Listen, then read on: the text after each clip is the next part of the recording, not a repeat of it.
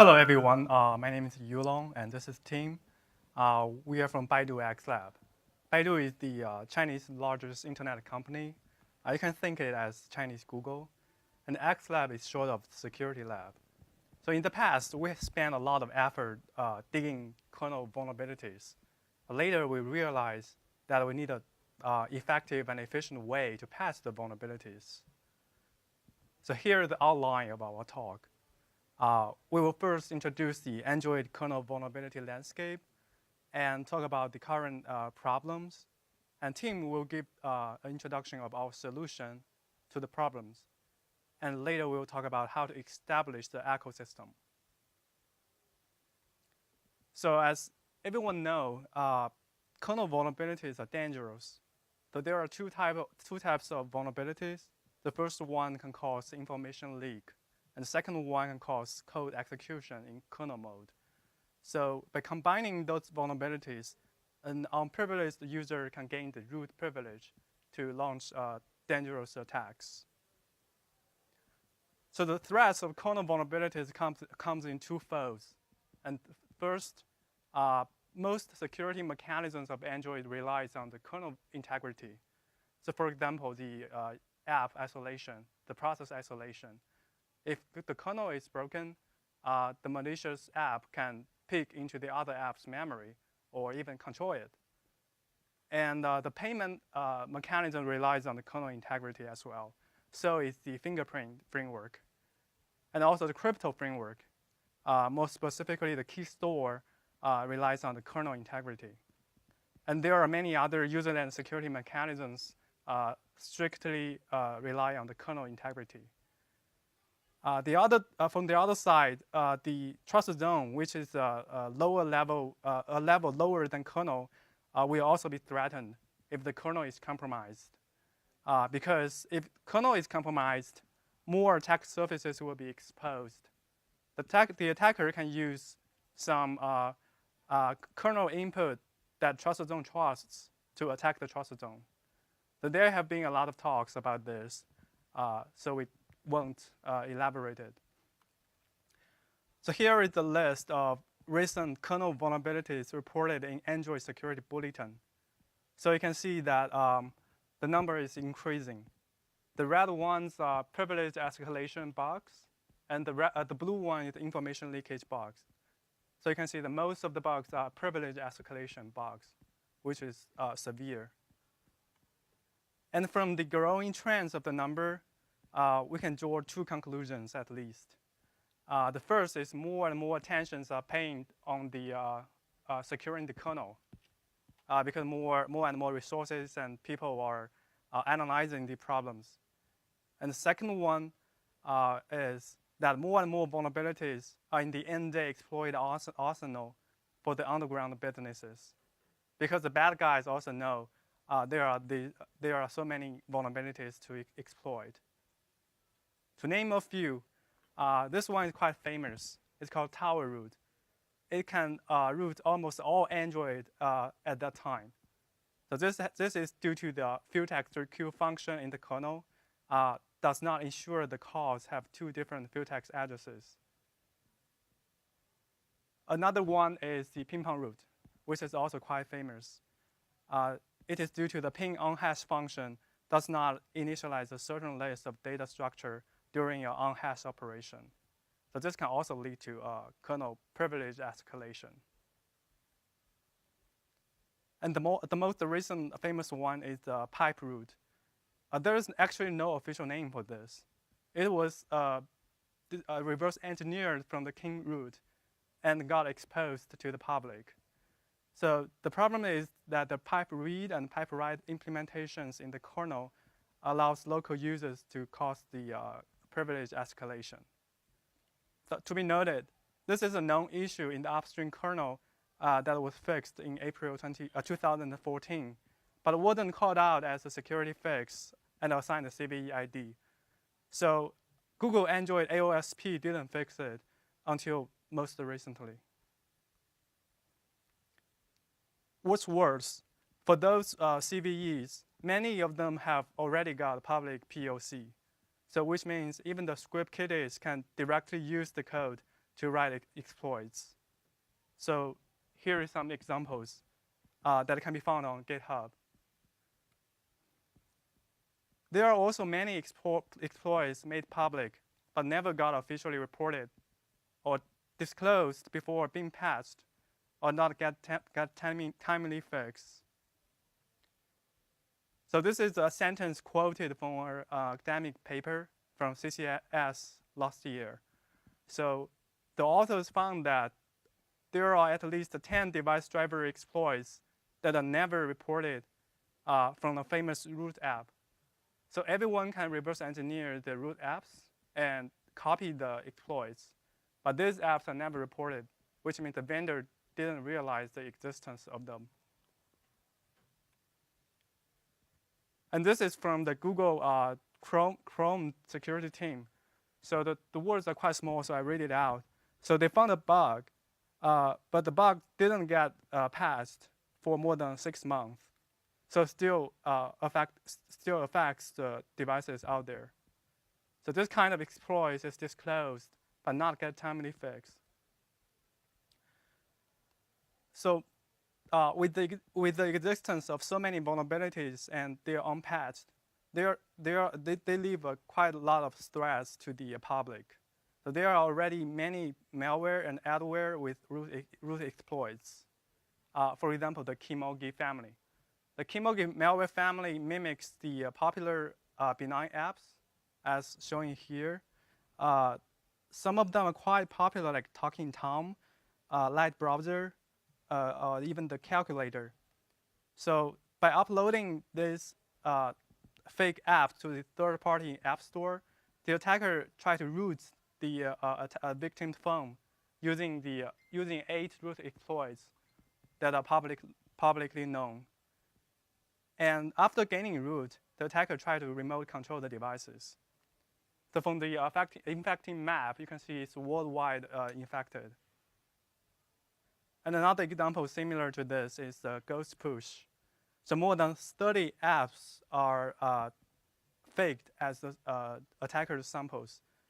And more than 3,600 brands and 14,000 types of phones have been infected. Over 600,000 phones are being infected each day. So this had a broad impact. And the most recent incident is this, the dark specters. So the most special characteristic of this sample is that it uses the hacking team's exploit, which essentially uses the field text exploit. So there are many cases like this. The exploits are public, but the devices are not patched. So what causes the problem? Devices got unpatched forever or for a long period. And it is quite difficult for vendors or for the whole ecosystem to patch them. So why? Before digging into this question, this problem, let's think about another question. People are always saying that iOS is more secure than Android. Is that true? Well, by comparing the vulnerability frequency, you can see that that's not true. So there are 2 tables listing here. The left is for iOS and the right is for Android. And the period is almost the same. From August 2015 to the 2 or 3 months ago. So you can see there are almost the same bugs frequency. But why people are saying that iOS is more secure? Because if Apple wants to patch a vulnerability, Apple can patch it in time, because Apple controls the entire supply chain, from hardware to software, and Apple has the has the source code, and also the only copy of the source code. Apple doesn't have to concern like, oh, I have this model, I have that model. Different models have different source code. No. So if Apple wants to fix the bug, it has only one copy of source code to fix. So the time window is quite short. And also Apple refuses to sign old versions. So there is no way for end users to revert the iOS version back to an old version. So it is less likely for the user to revert to a vulnerable version. And also, all the iOS devices can get a timely update. For Android, this is not the same. This is not the case. There are two causes. The first cause is the long patching chain. So from the first day, if some researchers found a vulnerability, they report it to Google. It takes months for Google to finalize the patch. And then Google has to notify the vendors to test and to take the patch. And after the vendors testing, it has to send the patch to carriers. The carrier has to test the patches again for stability issues and many other issues. And after 3 months or more, they can finally approve the patch and send out the OTA, over-the-air update. But for customers, if they receive the OTA, they may not click the button and update the device in time. So for this long patching chain, because each party may belong to a different company, they have their own interest, this patching chain is quite long in terms of the patching time window. And another problem is the device fragmentation. So this picture is taken from the opensignal.com. So you can see there are so many vendors, so many phone models out there. So if there is a problem in the kernel, you have to deal with so many models. You have to port the patches to so many models. This is a tedious work. And let's take a look at Google's own stats to see how bad the situation is. So Lollipop was released in November 12, 2014. But 60% of the devices are still older than that. The stats was taken on April 4th, 2016. And also, Google stopped patching for Android older than 4.4, but 26.2% of the devices are still older than that. So for those devices, there is no way to get OTA update. And Chinese market is even worse. We all know that China blocks Google. And there are many Chinese-specific vendors providing phones in China. So the stats showing on this slide is taken from devices with Baidu apps installed. So we can see that 82.8% of the devices are older than Lollipop. And 40.4% of the devices are older than 4.4. Since we are talking about the kernel vulnerability, so let's see the stats of the kernel especially. So we all know that if the build time of the kernel is older than the vulnerability notification date, there is no way for the kernel to take the patch. So we are trying to gather the stats of the kernel's build time. We are not saying that if the kernel is older than the vulnerability notification date, it is for sure to be vulnerable. But this can be approximate stats. So for the tower root, from the data gathered on May, which is this month, 55% of the devices are not vulnerable, which means they have newer build time stamp than the date where this vulnerability got fixed. However, the remaining devices are older than this date, which means it is highly likely that they are vulnerable. They are not patched. For ping-pong root, the situation is worse. So 88% of devices are older than the vulnerability notification date. And for the CVE 2015-1805, almost 100% of the devices are older than the vulnerability notification date. So which means the majority of the devices out there could be vulnerable. So the fragmentation causes the second problem, the capability mismatching. For the phone vendors, they understand their phone the best. They have the privilege to apply the patches as well. And with source code, it is easy to adapt the patches to all the models. However, their main concern is not the security of their devices. So they may not apply enough resources to discover and patch the vulnerabilities. For security vendors, they are capable to discover the patch and fix them, but they are not privileged enough. They have to root the device first and to apply the kernel patches. And without source code, it is hard to adapt the patches to all the phone models. So this causes the bad situation where the phone vendors understand the problem, but their first priority is not fixing the problems. The security vendors care about this, but it is so challenging for them to fix the problems. For Google really did a good job on trying to protect the ecosystem. They are building the security bulletin. They're trying to push the OTAs in time. They're trying to push the vendors to take the patches.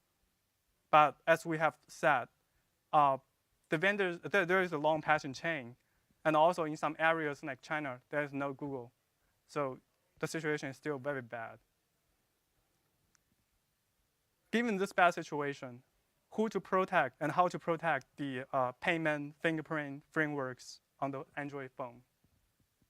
Well, it is hard. So we are trying to provide a solution for this. So which is our work, adaptive kernel patching. So Tim will give some details of how we do this, how we achieve adaptive kernel-like patching. So welcome, Tim. Thanks, Yulong. Kernel-like patching is actually not a very new idea. You guys probably have heard of K-graph, K-patch, this kind of thing. Like a K-graph, it just replace the buggy function with a new one. So when you call the function, all the call chain will be forward to the fix function, of course with bugs fixed. Because patching kernel is a very sensitive thing. Because sometimes a minor, a very minor mistake will make the kernel crash. So we need to pay more attention to that. For example, you cannot allow the original buggy function and the fix function running together. For example, running in a for loop, right? This will cause very bad results. Also, you can use soft machine and stack backtrace to check if the buggy function is running in the system at this time. If that case, you should avoid to patch at the time. As for patching, K-patch will use ftrace mechanism to do the whole patch thing.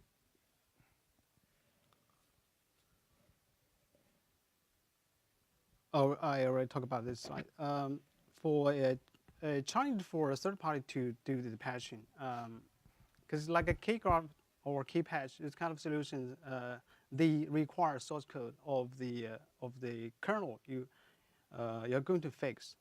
And sometimes it's very hard to get the source code of the kernel because some vendors they just don't they just keep their source code private. You cannot just get them very easily.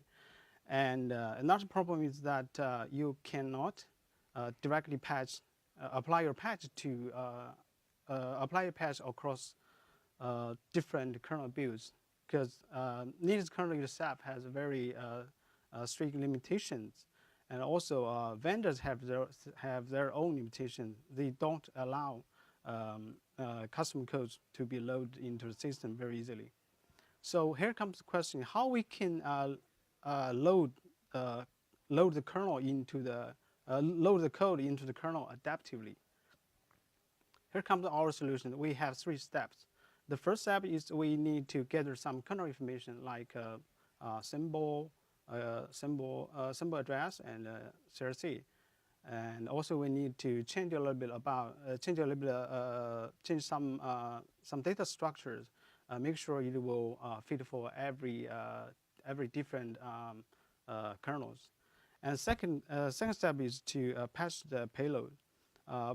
Currently, we're using a kernel module and shellcode to do the patching thing. And the third step is to replace the vulnerable functions or hooked vulnerable functions, so we can fix the whole thing. Here's about how we get the kernel information. Generally, we have a lot of different ways to get all of them, like proc version, proc key all symbols, and other kernel modules. But the best place to get all the information is from boot image, because boot image is like a gold mine. It has every different information in it. So what we do is to decompress the boot image. It probably is compressed with gzip or bzip. It's kind of a compression method. And the most common one is gzip, but the latest kernel will use LZO. This very fast decompression method. Some kernel images are just a raw machine code, or sometimes are even in alpha files. Before we do the project, we did some research on our customer devices. We gathered some data from them, and we found out over 95% of the user device have the ability to load the kernel module, and over 60% of the memory devices have the ability to write code into the kernel memory. So if we do this, combine them together, we can patch over 99% of the user devices. There are still less than 1% of devices that we can not do anything about. But actually, we have other ways. We can use some kind of stable vulnerabilities to do that. Like we can root the device first, then we during the root process we put the patch code, so we can just execute the patch code from the kernel, which load by the user space. This is the method A, how we do the kernel module thing, because we basically use two syscalls, init module and finit module. Finit module is the better option because it has two different options, which could be utilized to ignore module CRC checks by the net kernel, also the version magic checks. Some vendors have their own restriction, like Samsung.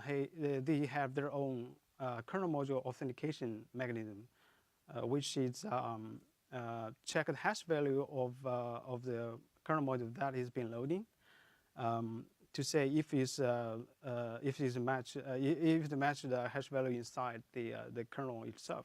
If not, you will not allow the loading process. Here's how we bypass the version magic and the symbol CRC checks. We modify the vermagic.html file. We make a big enough version magic buffer. So we use this buffer to contain any possible version magic string. So we can use the 200 or 300 bytes, and we copy the kernel version magic string to our kernel module. Also, we can copy the kernel module kernel symbol CRCs to the module, so we can bypass all the checks. All the version magic string and the symbol CRCs are gathered from the boot image we have mentioned that before. And this is how we bypass module structure check. Because we have there are a lot of different configurations like this one, config constructors. There are over around 20 different configurations in this structure. So you will make a very different size of the module structure. So we make some padding at the end of this structure, making it bigger enough to contain all possible different structure module size. This is how we bypass Samsung kernel module authentication, you can see that above the red line, there is a jump. It's a being jump. So we just change this line of instruction to a knob. So it will just go directly to the instruction below. So you will so the kernel will be treated to allow the loading. This is another kind of authentication. This happens in a Samsung S4 Lollipop, but it's still the same story. It's just check the hash value, those kind of things. So there is an export symbol called LKM auth _ bootload. So if you make this value to 2, which is a boot mode recovery, you can escape all you can cheat the kernel to load to continue load our kernel module. This is another option of how we put our code into the kernel. We call it shellcode injection. Before that, you need some symbols to allocate memory. The first one is vmalloc you can see, and the second one is the module alloc. The module alloc is the better one because sometimes you need very short distance from your vulnerable functions to your fixed function. If it's short enough, you can make just one instruction to make a jump instead of making 2 or 3 functions which is not atomic. We put our shellcode into a very specific structure, so we know where to load the right shellcode to fix their vulnerabilities. And we also need to allocate memory or reuse some memory. We'll talk about that in later. And we can use a memory device to write all the patch, which is the shellcode, into the memory. Then we trigger the code running from user space. Here's how we allocate the memory in the kernel. We just overwrite the syscall function code with our own shellcode. This small snippet of shellcode actually do the function call vmalloc. You can see it will allocate some chunk of memory from the kernel. There are a lot of you can choose any function calls to modify, but you need to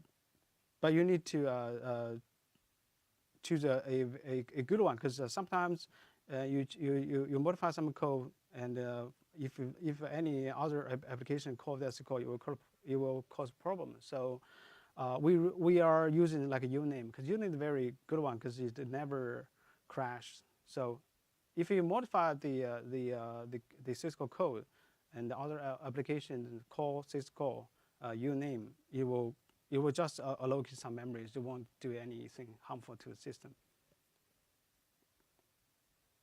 All right, see, this is how we trigger the shellcode execution from user space. Basically, we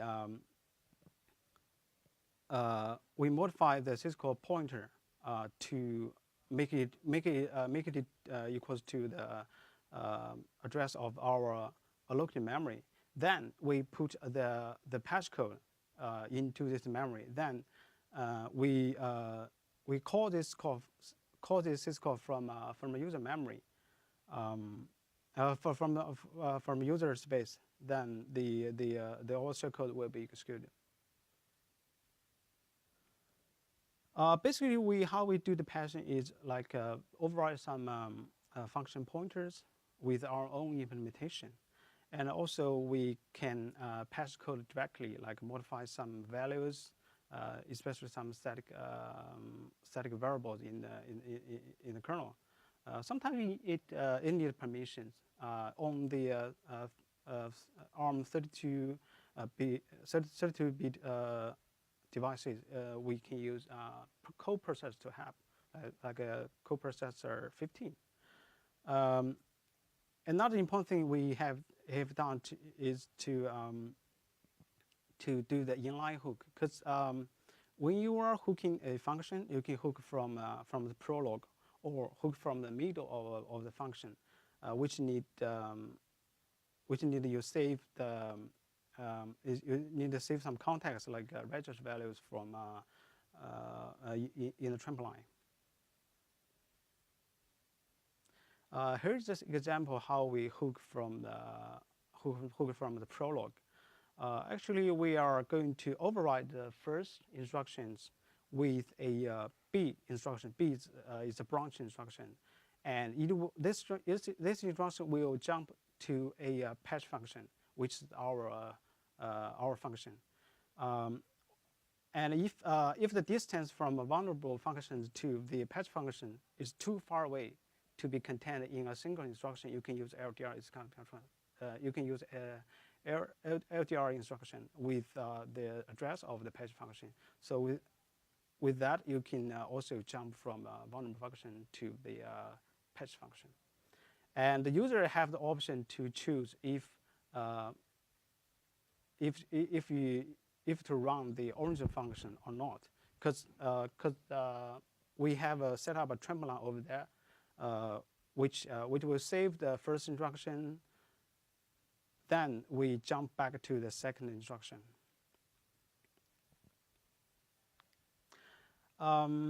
This inline hook is very painful in ARM 64-bit devices because there is no explicit operation on the PC. What you have to do is like make at least three instructions, which means you have override like four consecutive instructions to do the whole hook thing. Here's some optimization we have done. You can utilize a KO same lookup name to look up the symbol address that you are interested. You don't have to write instruction, write code yourself directly, because that will make the kernel module import a lot of different CRCs. So with this symbol, you can save a lot of loading time.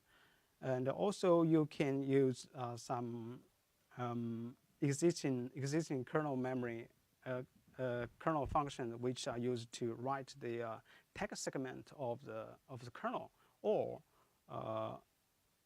the module text segment. And we also can use sometimes those kind of symbols are not always available in current situations. So some devices you have to change the page table yourself with the coprocessor. So you change the permission with the right permission, then you make a necessary change, then you roll back all the change.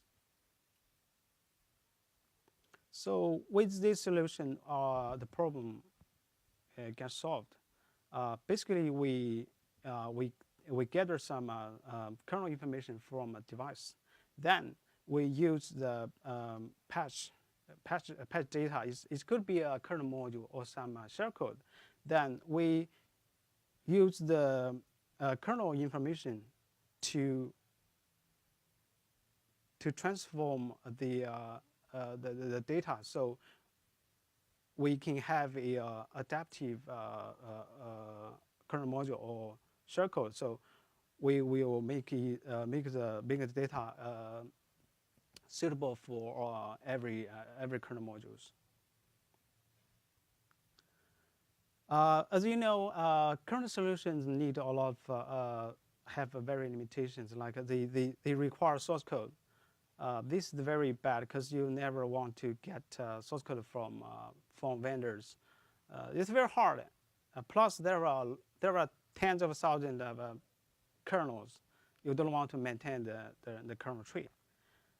And with this method, we can load the kernel, load the code to kernel adaptively, so we can minimize the vulnerable devices to very small portion. Here are some famous vulnerability that we have fixed so far, and we had actually fixed much more than that. But these are very typical ones, like tar root is very popular. We have seen that before, and ping pong root, and CVE 2015, 1805. This is the next ping pong root. You probably have heard of that already. And the first one is the MFC. MFCV is the typical one is the Freeman root.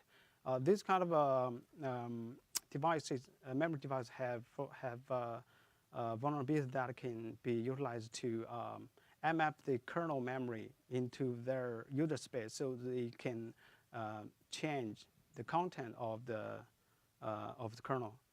With this fix, it will never happen again. So we have successfully evaluated most popular phones like S4, A7, Samsung devices. And anybody here from Samsung? Okay, you're welcome though. And Huawei, you're welcome. And HTC, no, good. Lenovo. And I think you guys recognize your own logos. Okay, here comes some demos. We prepared 2 different demos. Oh. Can you see that? It's not showing. Oops. No. Oh, you know, problem happens every time when we are demo.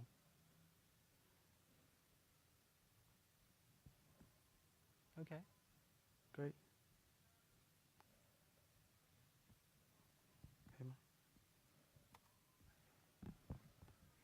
Yeah, this is how we connect to the device. Then we are using a root binary to get the root permission. This is the ping pong root.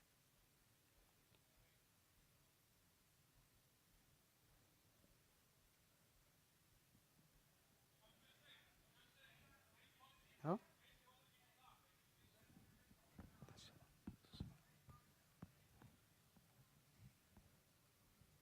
Oh, okay. So, okay. So pay.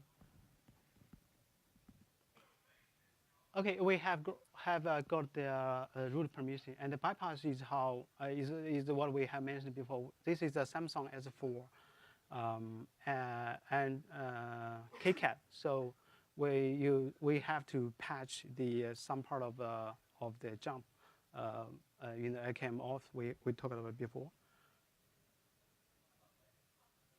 After the patch have succeed, we can load our kernel module into the memory. All right, init module successful, so we have loaded the module into the memory. And if we try to root the device again, we will never succeed again, right? Module in the memory.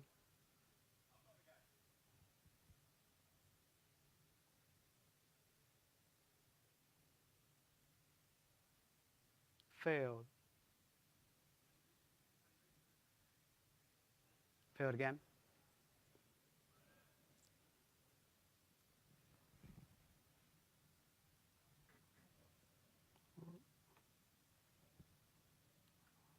Or here comes another. Sorry.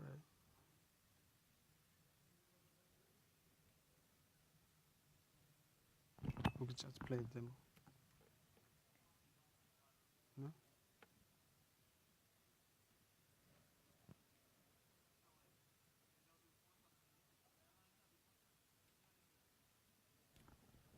All right, here's another demo about. It's actually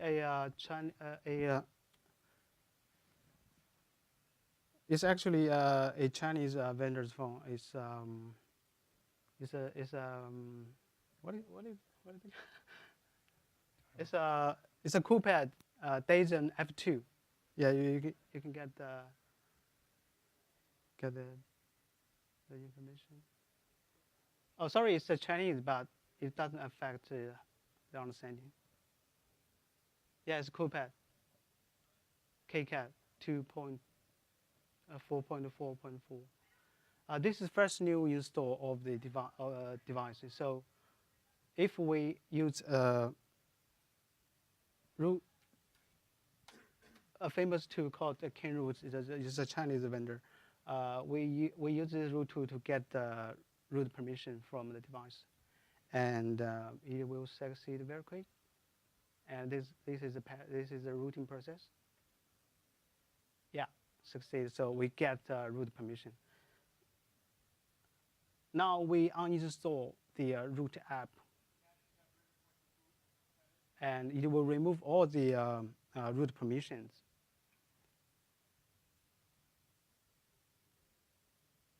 And we reboot.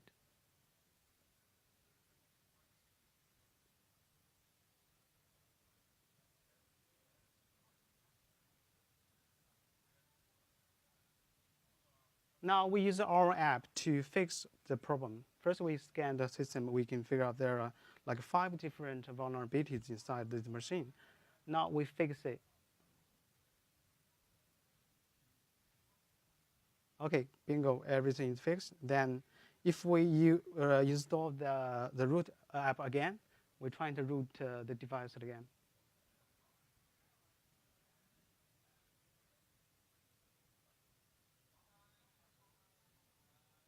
Take a little bit of time.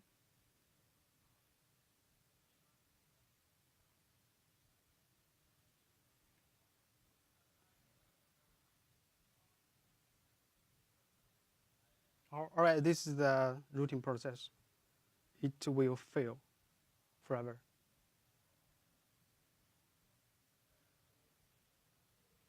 This is actually connected to the Wi-Fi, so it will get all possible routing methods from the cloud.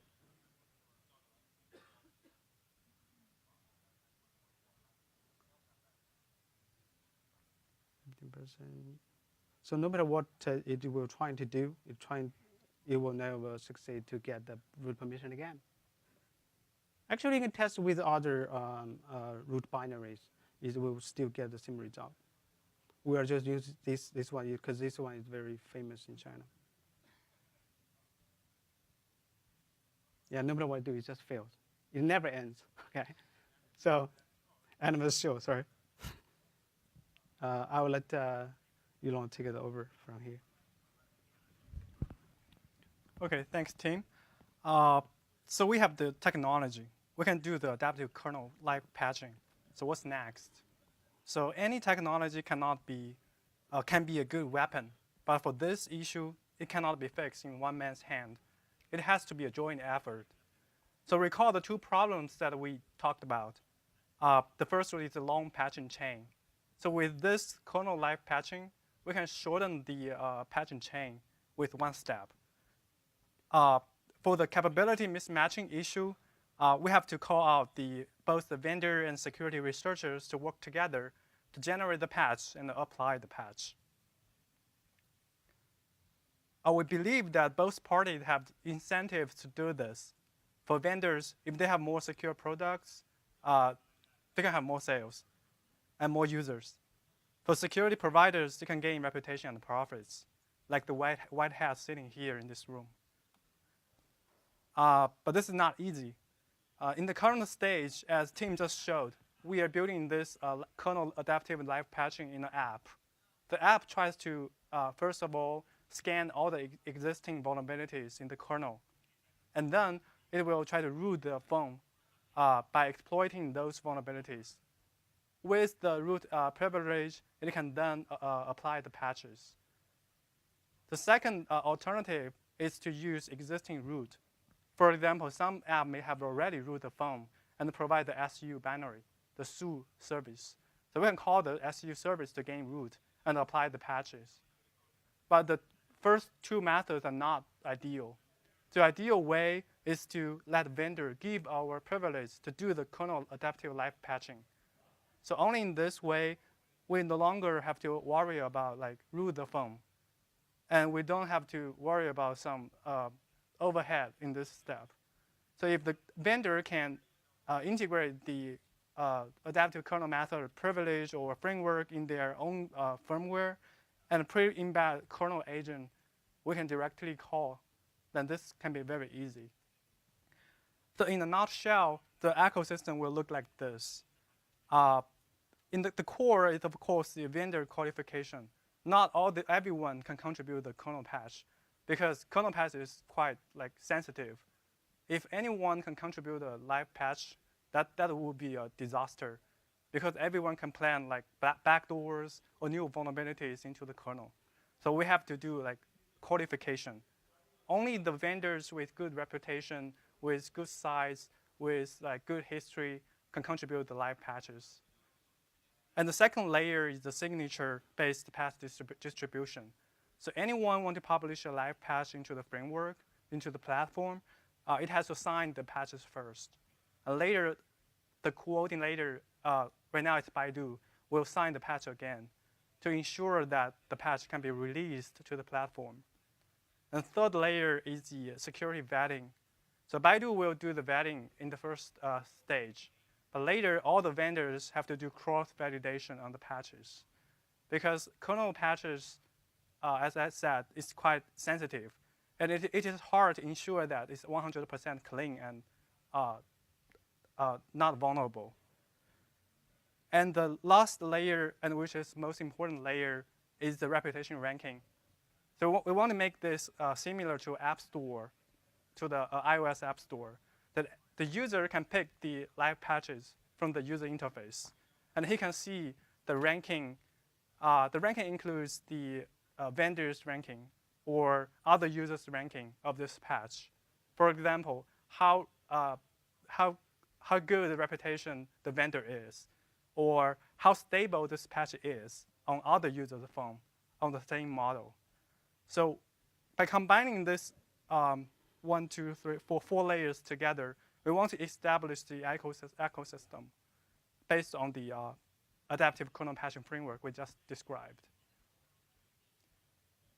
So we are still on the early stage. There are some other schedules that will be announced this fall. The first is the ecosystem alliance. As we just said, we will do a vendor qualification. So right now, we are reaching out to the major phone vendors and Google and other Chinese big names to join this effort. And the second one, we are trying to provide a more flexible and easy to review patching mechanism. So that's all about our presentation. Thank you, and questions are welcomed.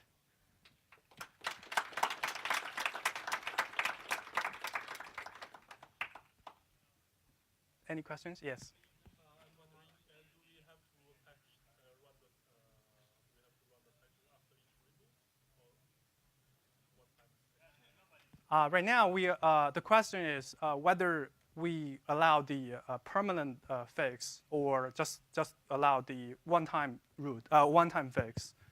I think the core of the question is whether we modify the binary.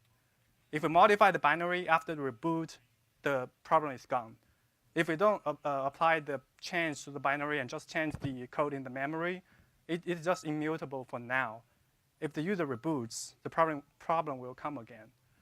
Well, we think that this is not a decision that can be made on all the devices. For some devices, like Samsung devices, if we change the binary, the fuse will be burned because it has the mechanism to check the hash of the system image. If the system image, the hash changes, it will burn the fuse, and the warranty will be avoided. So for such devices, we have to ask the user to choose whether you want to make the fix permanent or you just want to make a one-time fix. For other devices that doesn't have this problem, we will recommend the user to do the permanent fix. From the technical wise, we can do the permanent or temporary fix. No problem at all.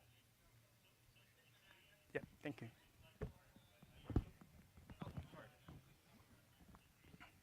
Hello. Do you already talk to some vendors and get some reactions or Yeah. about the idea? Yes. Okay.